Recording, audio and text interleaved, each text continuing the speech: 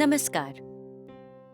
જેવી રીતે તમે સંસ્કૃતિ ફિલ્મમાં જોયું કે કેવી રીતે એક પરિવાર ન તો ફક્ત ભારતીય સંસ્કૃતિમાં માને છે પણ એ વૈજ્ઞાનિક રૂપથી એને ઓળખે પણ છે અને નવી પેઢી એટલે કે ન્યૂ જનરેશનને પણ શીખવાડવા માટે તત્પર છે. કારણ કે સંસ્કૃતિમાં છુપાયેલું વિજ્ઞાન બધા માટે જ લાભકારી છે અને એ કારણે એની એક પેઢીથી બીજી પેઢી સુધી પહોંચવું બહુ આવશ્યક છે. એવી જ રીતે આપણા ઇતિહાસમાં એકથી એક ચડિયાતા મહાપુરુષો છે જેઓએ ભારતીય સંસ્કૃતિમાં છુપાયેલા વિજ્ઞાનને સરળ રૂપમાં જનમાનસ સુધી પહોંચાડ્યું છે. જેમાં મહર્ષિ પતંજલિ, મહર્ષિ ચરક, મહર્ષિ સુશ્રુત આદિના નામો બહુ આદર સાથે લેવાય છે. એ મહાપુરુષોએ યોગ અને આયુર્વેદને ભારતીય સંસ્કૃતિમાં સમાવીને ભારતને વિશ્વની સૌથી મહાન સંસ્કૃતિ બનાવી છે અને આજે એમાંના જ એક મહાન વિભૂતિ મહર્ષિ પતંજલિના જીવનથી અમે તમને સુપરિચિત કરાવીએ. આભાર.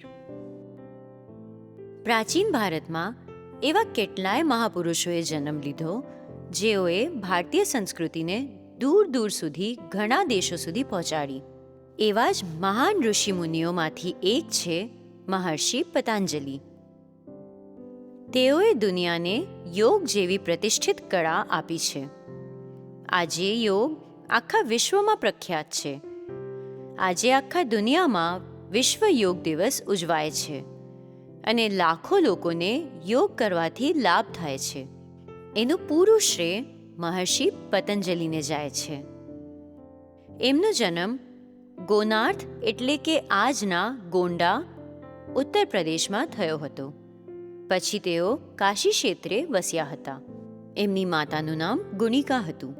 પતંજલિના જન્મ વિશે એવી માન્યતા છે કે જાતે એમની માતાના અંજલિ જળના સહારે ધરતી પર નાગમાંથી બાળકના રૂપમાં પ્રગટ થયા.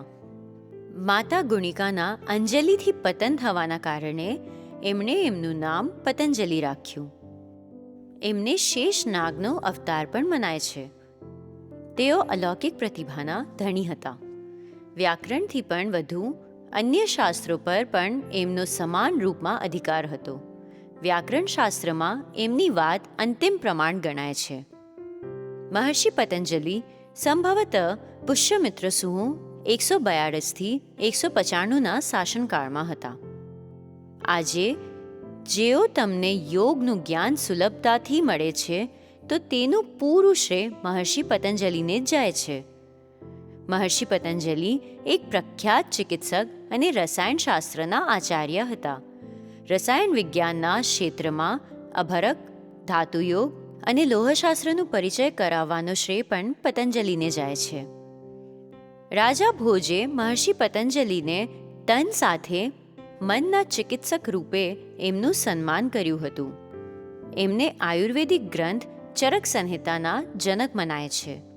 એમને યોગશાસ્ત્રના જન્મદાતાની ઉપમા પણ અપાઈ છે, જે હિન્દુ ધર્મના 6 દર્શનો ન્યાય, વૈશેષિક, સાંખ્ય, યોગ, મીમાંસા, વેદાંત એમાંનું એક છે.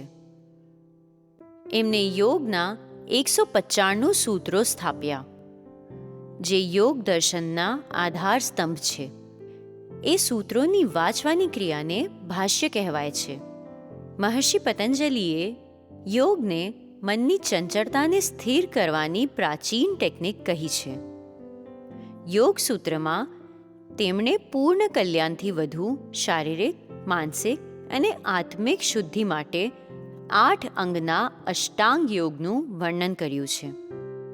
પહેલું યમ, બીજું નિયમ, ત્રીજું આસન, ચોથું પ્રાણાયામ, પાંચમું પ્રત્યાહાર, છઠ્ઠું ધારણા, સાતમું ધ્યાન અને આઠમું સમાધિ. યમ. યમનો અર્થ છે સંયમ, જે 5 પ્રકારના મનાય છે.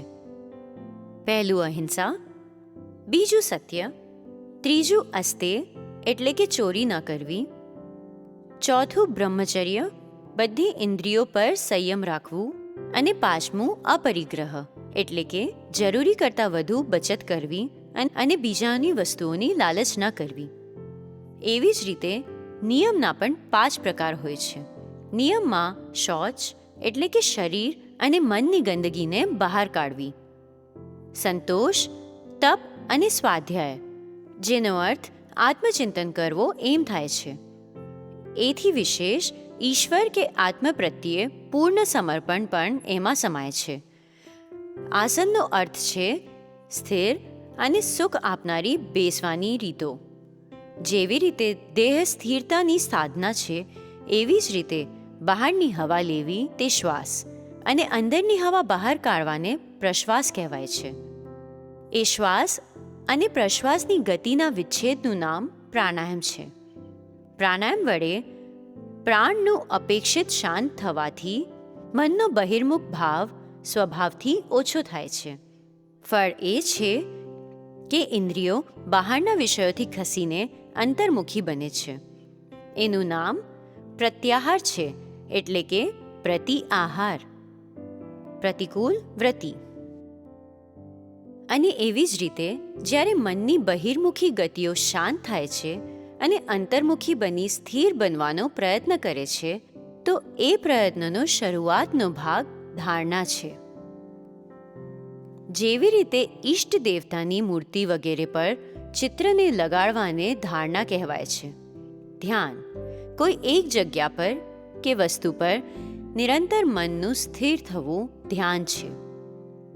સમાધિ અષ્ટાંગ યોગની અંતિમ અથવા કહો છેલ્લી મંજિલ છે.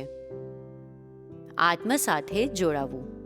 ધ્યાનની પરમ અવસ્થામાં એક યોગી સમાધિ ધારણ કરવાને યોગ બનાવે છે. મહર્ષિએ એને શબ્દોથી પણ આગળ શૂન્યની અવસ્થા કહી છે. ધ્યાનની પરિપક્વ અવસ્થાનું નામ જ સમાધિ છે. એમાંથી વર્તમાન સમયમાં ફક્ત આસન, પ્રાણાયામ અને ધ્યાન પ્રખ્યાત છે. પતંજલિ જ પહેલા અને એકમાત્ર એવા વ્યક્તિ હતા જેમણે યોગને આસ્થા, અંધવિશ્વાસ અને ધર્મમાંથી બહાર નીકાળીને એક સુવ્યવસ્થિત રૂપ આપ્યું. આજના સમયમાં લગભગ બધા લોકો યોગ ફક્ત શારીરિક સમસ્યાઓથી છૂટવા માટે કરે છે, પણ યોગની મદદથી તન અને મન બંને સુંદર બનાવી શકાય છે.